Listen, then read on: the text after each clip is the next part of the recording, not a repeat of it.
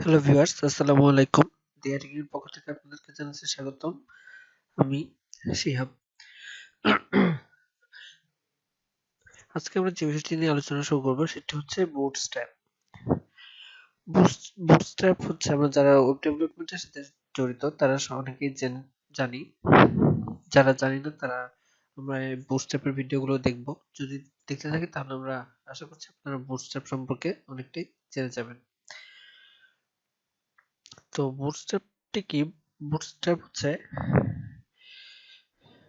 একটি responsive framework. আমরা ওয়েবসাইটকে যখন রেসপন্সিভ করতে চাই তখন আমরা বুটস্ট্র্যাপ ইউজ করি। তো বুটস্ট্র্যাপটা ইউজ করার জন্য প্রথমে আমাদের গুগলে যে বুটস্ট্র্যাপ লিখে সার্চ দিলে আমরা এই পেজটি পাবো। এখান থেকে আমরা বুটস্ট্র্যাপটি ডাউনলোড করে নিব। যেহেতু আমার ডাউনলোড করা আছে তাই আমরা ডাউনলোডে যাচ্ছি না। ডাউনলোড করার পরে আমরা বুটস্ট্র্যাপের মধ্যে কয়েকটি ফাইল পাবো। ফাইলের মধ্যে বিভিন্ন ধরনের ফাইল পাবো। তো বুটস্ট্র্যাপটা আমাদের ডকুমেন্ট প্রজেক্টে অ্যাড করব কিভাবে? আমরা যারা HTML সম্পর্কে জানি তারা আমরা HTML এর কোড ডক টাইপ HTML, তারপরে হেড থাকে, হেডের মধ্যে এগুলো যা থাকে। এখানে নতুন যেটা থাকবে সেটা হচ্ছে মেটা নেম। মেটা নেম ভিউ পোর্ট। বুটস্ট্র্যাপের জন্য এই লাইনটি আমাদের ইউজ করতে হবে। আর আমরা বুটস্ট্র্যাপ যে ডাউনলোড করব তার মধ্যে একটি ফাইল দেখব, সেটা হচ্ছে bootstrap.min.css। এই ফাইলটি আমরা এখানে লিংক করে দিব। এছাড়াও এখানে আমরা একটি jQuery দেখতে পাবো, jQuery ফাইল যেটা হবে jQuery.min.js। এই ফাইলটা আমরা এখানে অ্যাড করে দিব।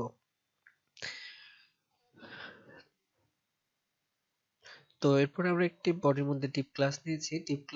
ডিপের মধ্যে দেখতে পাচ্ছি প্রথম ক্লাস একটি হচ্ছে কন্টেইনার ফ্লুইড। তো বুটস্ট্র্যাপের মধ্যে দুটি ক্লাস রয়েছে, যেটি হচ্ছে একটি হচ্ছে কন্টেইনার ফ্লুইড আর একটা হচ্ছে কন্টেইনার। তো কন্টেইনার ফ্লুইডটি কি কাজ করে? যদি আমরা এটা ব্রাউজারে ওপেন করি তাহলে ওপেন করে রয়েছে। তো আমরা কন্টেইনার ফ্লুইড যখন ক্লাস ইউজ করব তখন আমাদের পেজের টেক্সটটি এরকম আসবে, আর এটি একদম বর্ডারের কাছাকাছি থেকে শুরু হবে। আরেকটি যে ক্লাসটি আমরা কথা বলেছি সেটা হচ্ছে কন্টেইনার। তো যদি কন্টেইনার ক্লাসটি ইউজ করি তাহলে সেভ করলাম, সেভ করে এখন যদি এই পেজটি রিফ্রেশ করি তাহলে দেখুন এখানে কিছুটা স্পেস নিয়ে নিয়েছে। তো এটি হচ্ছে কন্টেইনার আর কন্টেইনার ফ্লুইডের পার্থক্য। এরপরে বুটস্ট্র্যাপের মধ্যে যেটি আমরা শিখব প্রথমে সেটি হচ্ছে বুটস্ট্র্যাপের গ্রিড সিস্টেম। বুটস্ট্র্যাপের গ্রিড সিস্টেম হচ্ছে আমাদের ফুল যে স্ক্রিনটি থাকে ডিভাইসে, সেই ডিভাইসকে এটি 12টি স্প্যান বা 12টি কলামে ভাগ করে নেয়।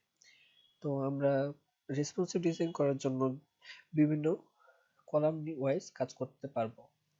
এখানে যে 12টি কলাম থাকলে 12টি কলামে নিতে হবে এমন নয়, আমরা চাইলে ভাগ ভাগ করে নিতে পারি। 6 দুটি স্প্যান ইউজ করলাম, একটিতে 6টি কলাম আরেকটিতে 6টি কলাম, 12টি কলাম ইউজ করতে পারবো।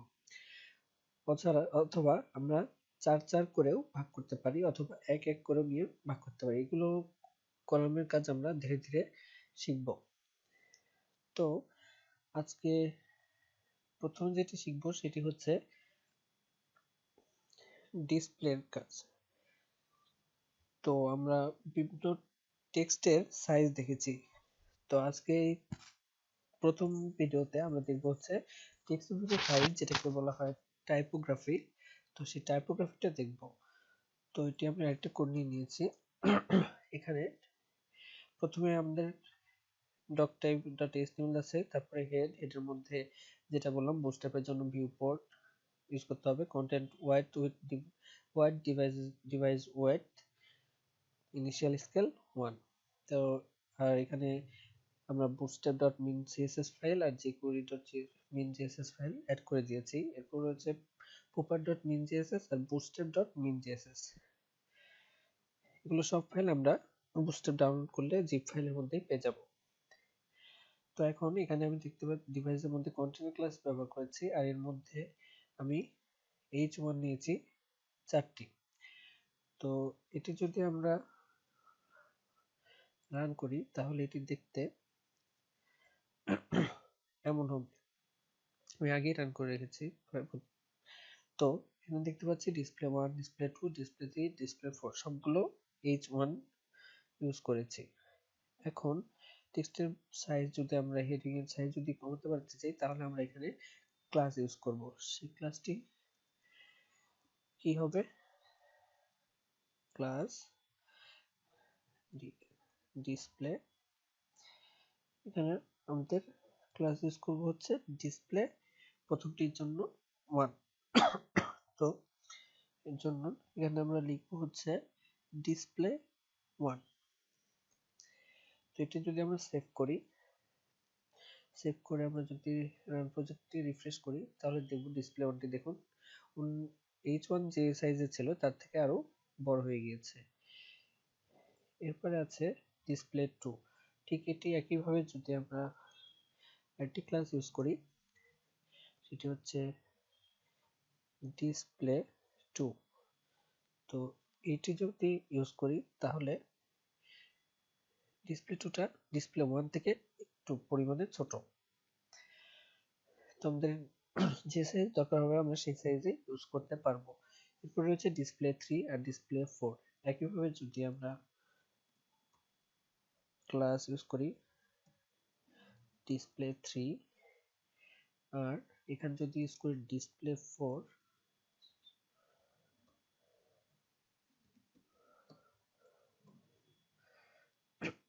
সেভ দিলাম। এখন যদি আমরা এটি রিফ্রেশ করি তাহলে দেখুন H1 ট্যাগটির সাইজ সবগুলো পরিবর্তন হয়ে গেছে। যেটা ডিসপ্লে 1 দিয়েছি সেটা সবথেকে বড়, ডিসপ্লে 2 যেটা সেটা তার থেকে একটু ছোট, ডিসপ্লে 3 তার থেকে আর একটু ছোট, আর ডিসপ্লে 4 তার থেকে আরো ছোট। তো এটি ছিল আমাদের টাইপোগ্রাফির ব্যবস্থা। এরপরে আমরা যেটি দেখব সেটি হচ্ছে কালার। আমরা যদি টেক্সটের বিভিন্ন কালার ইউজ করতে চাই তাহলে সেটি কি করব? তার আগে এটা কমেন্ট আউট করে নিই। আচ্ছা, এখন বিভিন্ন টেক্সটের কালার যদি আমরা চেঞ্জ করতে চাই তাহলে কি করব? তাহলে আমরা বিভিন্ন টেক্সটের জায়গায় বিভিন্ন ক্লাস ইউজ করব। তো এখানে আমাদের এখানে লিখে রেখেছি that this text is muted। তো এটা মিউট থাকবে, মানে এর কোনো ক্লাস থাকবে না, কালার থাকবে না। তো এটি করার জন্য আমরা কি করব? এটি করার জন্য আমরা যে ক্লাসটি ইউজ করব সেটি হচ্ছে ক্লাস টেক্সট হাইফেন মিউটেড। এখন যদি আমরা সেভ করি তাহলে আমরা দেখতে পাবো, দেখুন এটি মিউটেড হয়ে গেছে, এটি কোনো কালার নেই, নর্মাল ব্ল্যাক, যেটা ব্ল্যাক থেকে কিছুটা গ্রে কালারের হয়ে গিয়েছে। এরপরে যদি কোনো ইম্পর্টেন্ট টেক্সট থাকে তাহলে সেটা আমরা কি করব? সেটা আমরা কালার করার জন্য ঠিক একইভাবে ক্লাস নিব টেক্সট হাইফেন প্রাইমারি। প্রাইমারি হচ্ছে যেটার ইম্পর্টেন্স আমরা বেশি দিয়ে থাকি। তো এটি যদি আমরা এখন রিফ্রেশ করি তাহলে দেখুন এই কালারটি ব্লু কালার হয়ে গিয়েছে। এরপরে রয়েছে আমাদের সাকসেস। সাকসেস কালার যদি আমরা এখানে ইউজ করি তাহলে এটি আসলে টেক্সট হাইফেন সাকসেস। এটি যদি আমরা লিখি তাহলে আমাদের এই টেক্সটটি সবুজ হয়ে যাবে। যদি রিফ্রেশ দেই তাহলে দেখুন কালারটি সবুজ হয়ে গেছে। এরপরে রয়েছে এটা this text represent some information. কোনো টেক্সট যদি কোনো ইনফরমেশন দেয় আমাদের তাহলে সেইটা আমরা ব্যবহার করার জন্য যেটা ইউজ করব সেটা হচ্ছে text hyphen info.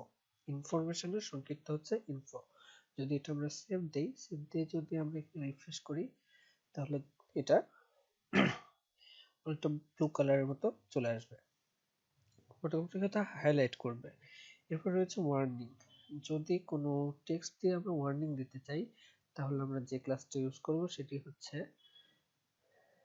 Text hyphen warning.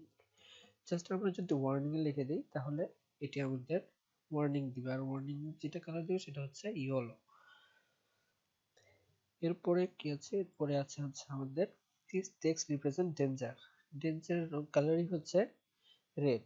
আমরা কালার রেড না লিখে আমরা এখানে টেক্সট কালার ডেঞ্জারের যদি লিখি তাহলে এটি আমাদের কি দেখাবে, এটি আমাদের আচ্ছা আচ্ছা এখানে ডেঞ্জার এন্টটা মিস হয়ে গিয়েছে, সেভ দি, তাহলে আমাদের টেক্সটটি রেড কালার হয়ে যায় যেটা ডেঞ্জার রিপ্রেজেন্ট করে। এরপরে রয়েছে সেকেন্ডারি টেক্সট। কোন যদি সেকেন্ডারি টেক্সট থাকে তাহলে আমরা সেখানে কি ইউজ করব, সেখানে আমরা যে ক্লাসটি ইউজ করব সেটা হচ্ছে প্রাইমারির পরে সেকেন্ডারি, ঠিক একইভাবে টেক্সট হাইফেন সেকেন্ডারি।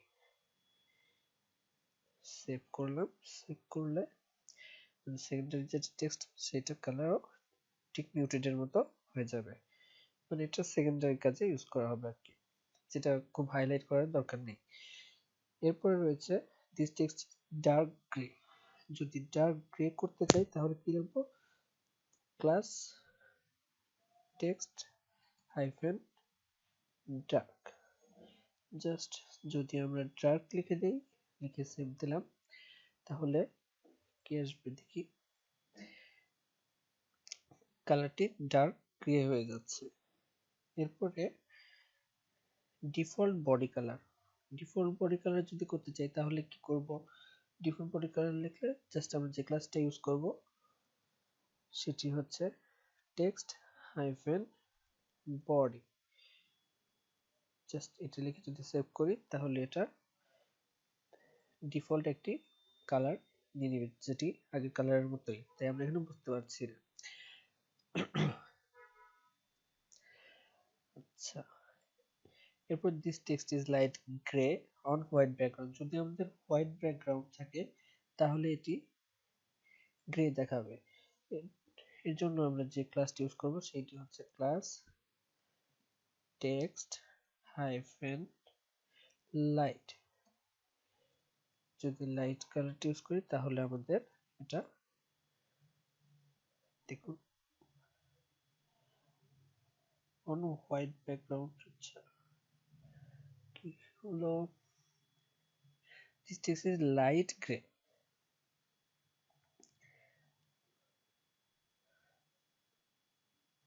আর এটি যদি আমরা ইউজ করি ক্লাস টেক্সট হাইফেন হোয়াইট, এইটা যদি আমরা ইউজ করি একটু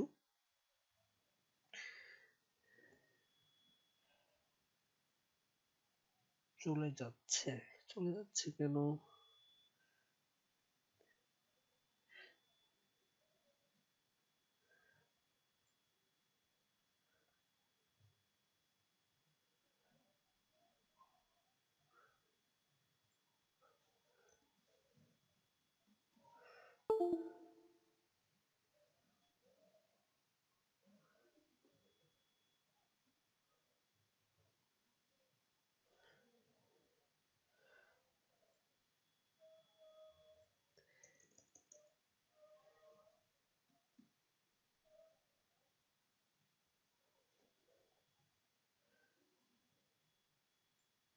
আচ্ছা এটি গ্রে যখন দিয়েছি তখন এটি গ্রে কালারের হয়ে গিয়েছে।